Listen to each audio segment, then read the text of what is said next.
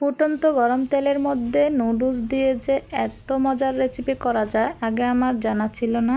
আসসালামু আলাইকুম।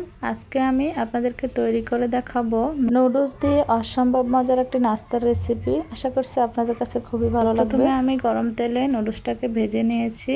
উল্টে পাল্টে একটু মচমচ করে ভেজে নুডলসটাকে নামিয়ে ফেলবো। তো বেশি একটা পোড়া পোড়া করা যাবে না, তাহলে খেতে ভালো লাগবে না, তিতা লাগবে। একটু মুচমুচে হলে নুডলসটা তেল ঝরিয়ে নামিয়ে রাখবো।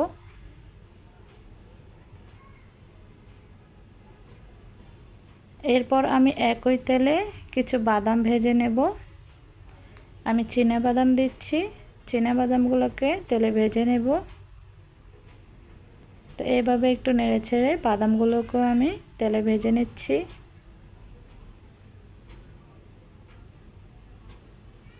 তো 1 মিনিটের মতো বাদামগুলো উল্টে পাল্টে ভেজে নেব। বাদামটাকেও পুড়ে ফেলা যাবে না, একটু ভাজা হয়ে গেলে তেল ঝরিয়ে নামিয়ে রাখবো। এরপর নুডলসটা ঠান্ডা হওয়ার পর আমি ভেঙে নেব হাত দিয়ে।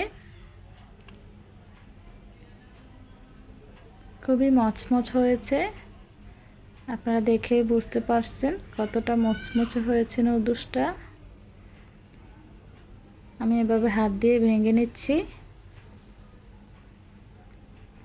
এরপর আমি ভেজে রাখা বাদাম দিয়ে দিচ্ছি এখানে। এখন দিয়ে দিব বড় সাইজের একটা পেঁয়াজ কুচি, দুটো কাঁচামরিচ কুচি দিয়ে দিচ্ছি, একটা টমেটোকে কুচি করে দিয়ে দিচ্ছি, সাথে দিয়েছি ছোট সাইজের একটা শসা কুচি। এরপর এখন দিয়ে দিব নুডলসের যে মশলা থাকে ওই মশলা। এখন দিয়ে দিব সরিষার তেল। তো 1 টেবিল চামচের মতো দিয়ে দিচ্ছি সরিষার তেল। সব কিছু দেওয়া হয়ে গিয়েছে, এখন আমি হাত দিয়ে মেখে নিচ্ছি। আপনারা চাইলে চামচ দিয়েও মেখে নিতে পারেন। তা আমি হাত দিয়ে মেখে নিচ্ছি। খুবই সুন্দর করে মেখে নিচ্ছি। মেখে না হয়ে গেলে এখন খাওয়ার পালা।